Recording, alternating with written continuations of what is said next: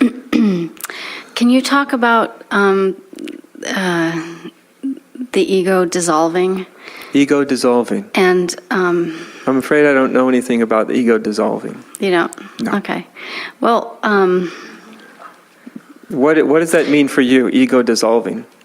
What is ego? Let's start there. What is this ego that's going to dissolve? It's all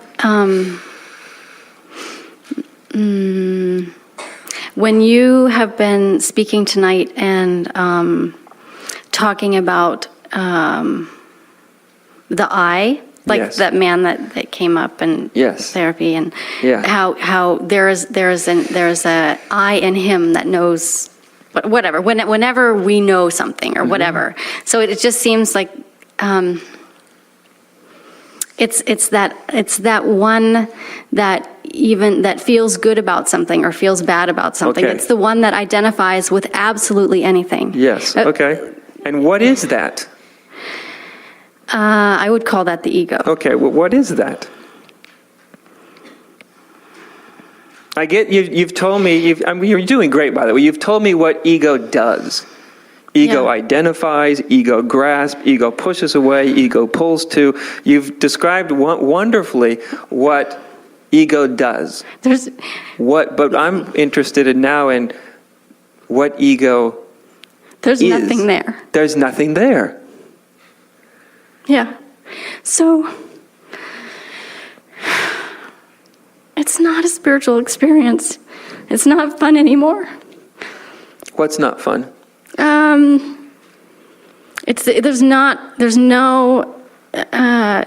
It's like I'm at a place where there used to be so much bliss and so much the feeling of consciousness was just like so like crisp oxygenated air.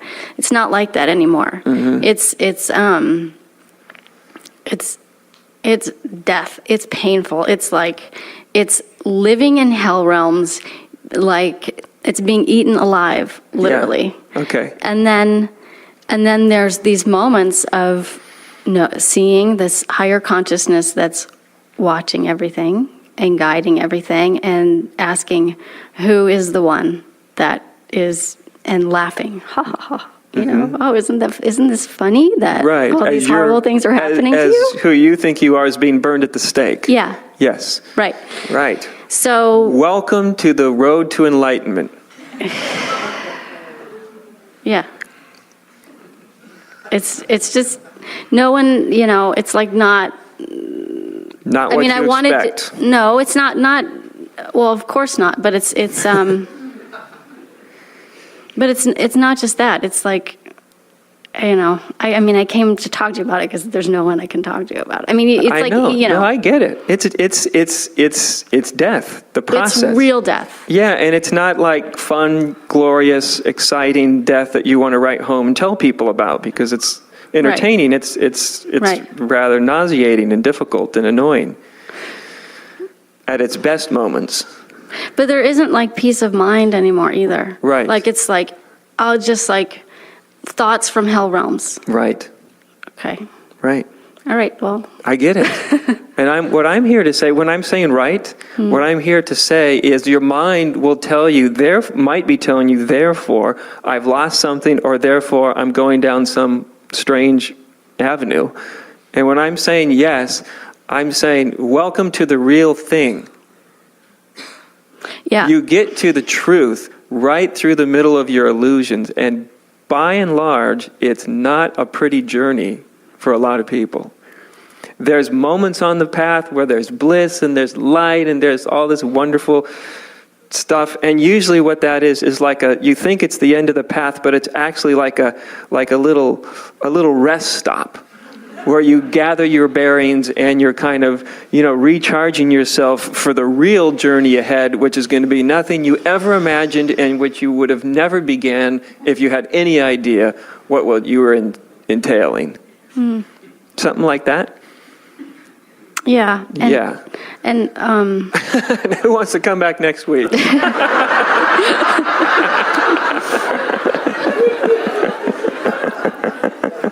Now, I'm not saying it has to be this way, and I'm not saying it will be this way for everybody, but there is some version of what you're experiencing right now for almost everybody that really comes in to the true truth, the truth that's actually true, rather than that sort of taffy-coated nonsense that they sell as truth in many spiritual circles.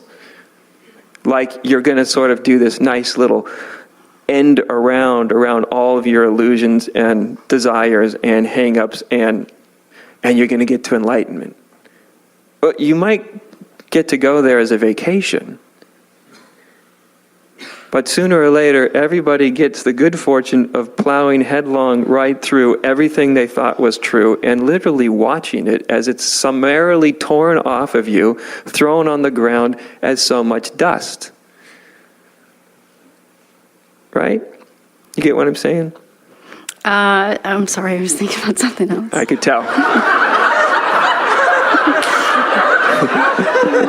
That's why I asked the question. Yeah. Yeah. That's usually about the time people tune out.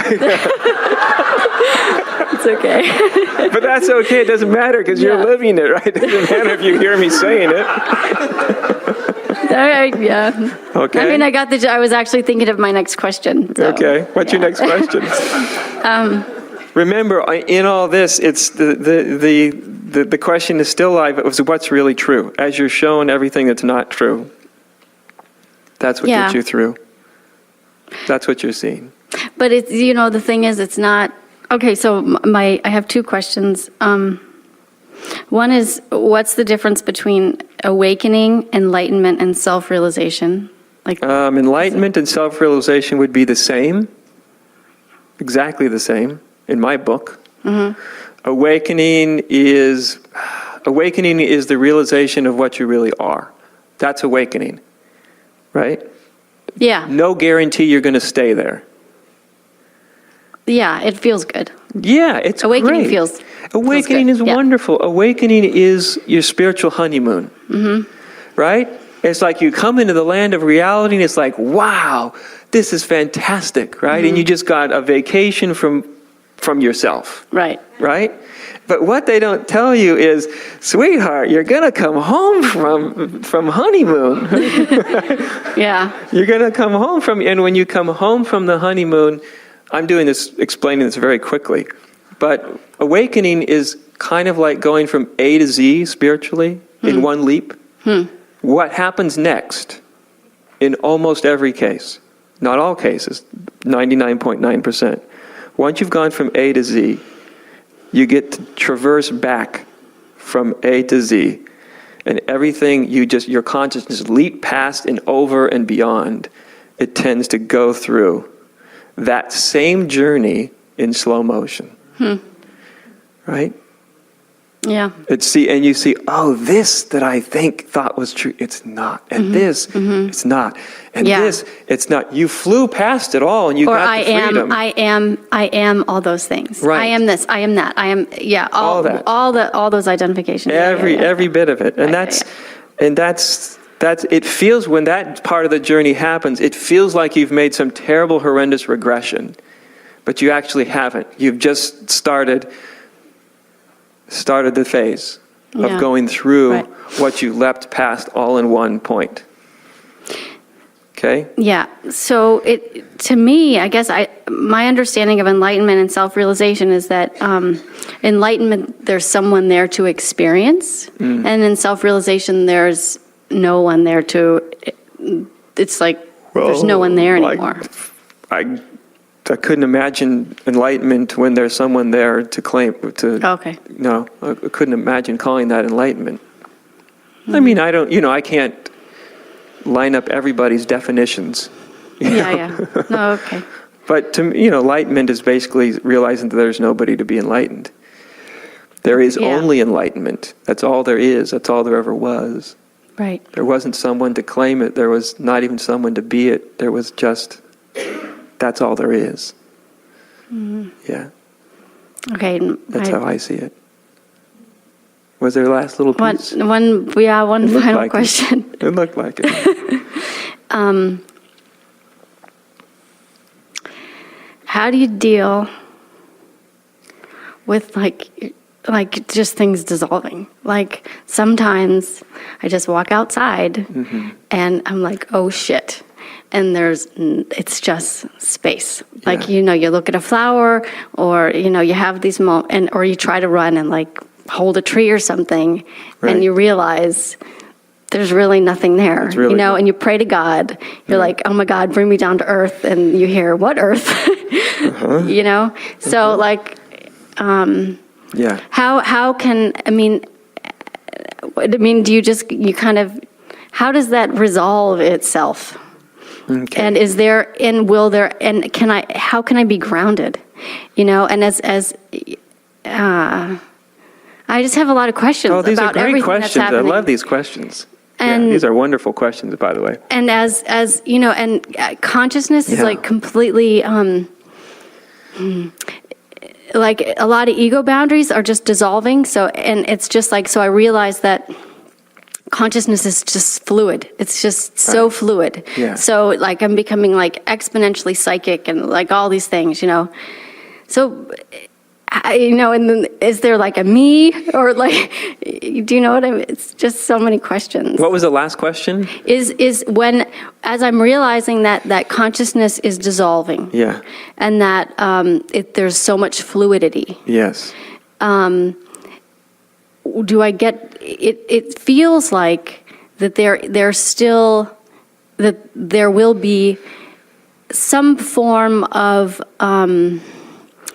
me that identifies itself, like even yes. in the, like, Yes. you're sitting up there. Yes. Yeah, you call my name, I'm going to turn my head. Right. There's right. some basic sense of identification. Yeah. Right? If there wasn't any identification with the name Adya, you'd call me and I'd keep walking. But even in, Right. in the subtle, in a subtle sense. Right. Okay. Yes. Consciousness needs to have a certain really rudimentary, really elementary sense of, for lack of a better word, sense of self, so that it can operate. Uh-huh. If there's no sense of self, you can have moments, and you very well may have had them, moments where sense of self completely disappears, and you can feel hunger in your tummy, and you can't possibly figure out where to put the food. Does it go in this mouth, or that mouth, or that mouth, or that mouth, or that mouth? You can enter those states where temporarily the sense of self completely disappears, and then as long as it lasts, you're not functional. It's very Right. pleasant, and then there's a very rudimentary sense of self. And I don't mean an egoic sense of self, but a rudimentary. And it's necessary, you start to realize, for consciousness to function. And you get a sense more and more of what that rudimentary, it's a sense of self. And the sort of magical trick is there is a sense of self, there just isn't a self. It's very possible to have a sense of self without a self. It's like a perfume. You can spray a perfume on of roses, and there's a sense that there's roses around, but there's actually not. There's just a perfume, there's a sense. So you have a sense of self. Yeah. As this dissolving happens, I'd love to be able to sit and talk. It's unfortunate we're out of time, because the stuff you're asking is really quite intriguing to me. It's kind of the bread and butter of what I'm really here for. But let me just sort of end with this. This may seem like a simplification, but it's really not. At the place that you're in now, the place where you find yourself at this particular part of the unfolding, is the biggest thing you can do, the most helpful thing you can do, is to trust in the process. The thing that makes it the most difficult is the remnants of mind. It doesn't understand the process, it doesn't totally trust the process, and it can scare itself, or it can freak itself out, or it can just... Yeah. It comments about what's going on, because what's going on is so outside of the context you grew up with, isn't it? Yeah. And the context culturally. Oh, it's unreal. And you walk into 99% of spiritual groups, and it'll be outside their context. To think that anything, that form exists at all, that's what's just Right. close, it's like, yeah. Because you see, it's so formless, Yeah. right? Yeah. And the more that you just, the more you can trust. Really, the more you, and you won't always trust. Oh no, I hardly do. But that's why this whole process brought you here to speak with me tonight, because I'm just here to remind you, the more you trust, I know you won't trust all the time, but the more you do trust, the more you allow this to happen. This is a totally natural process. It's just as natural as growing up. It's a little weirder, but growing up's pretty weird if you look back on it, right? It knows what it's doing. The only way to kind of get in its way is to get too much fear involved, too many ideas, and get your mind too involved in trying to kind of connect too many dots. Just know it's a process. It knows what it's doing. The more you trust, the faster it sort of completes itself. Yeah. I've been with many, many people that have gone through this process. It is as predictable as the sun coming up in the morning, where you are right now. And there isn't I can't say, do this and this and this and this and this. It doesn't work that way anymore. Yeah. That's not the land you're in, and you know that's not the land you're in. It's not the territory. It doesn't work that way. Mm-hmm.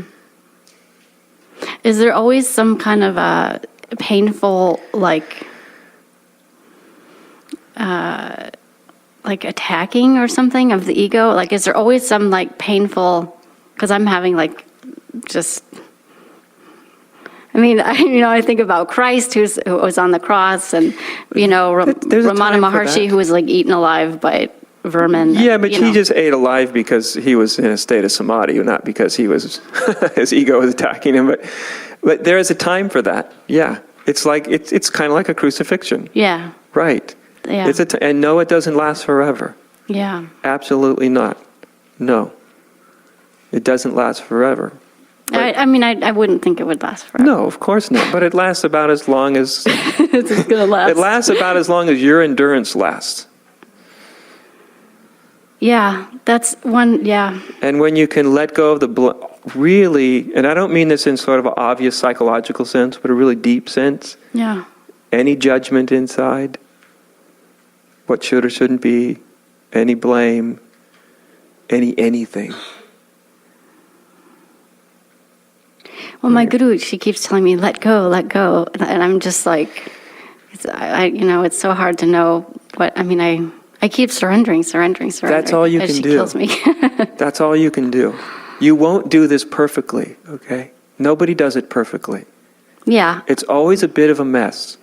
Mm-hmm. It's just bloody. The way. What's that? It's bloody. Yes, it's a bloody mess. Yeah. I've said that same line many times. It's a bloody mess, and you won't do it perfectly. And your guru's right. The more you let go, the easier it happens. And I'm here to say, yes, let go. And you won't always let go, always perfectly. But don't worry about that. Yeah. Yeah. Mm-hmm. Okay. And it's totally natural. You're involved in a natural process that it is as natural as going through adolescence. Mm-hmm. It's bumpy, but it's natural. You didn't have to figure out how to get through that. You don't have to figure out how to get through this. Mm-hmm. It gets it through for you. Mm-hmm. Okay. And then one day it's sort of over.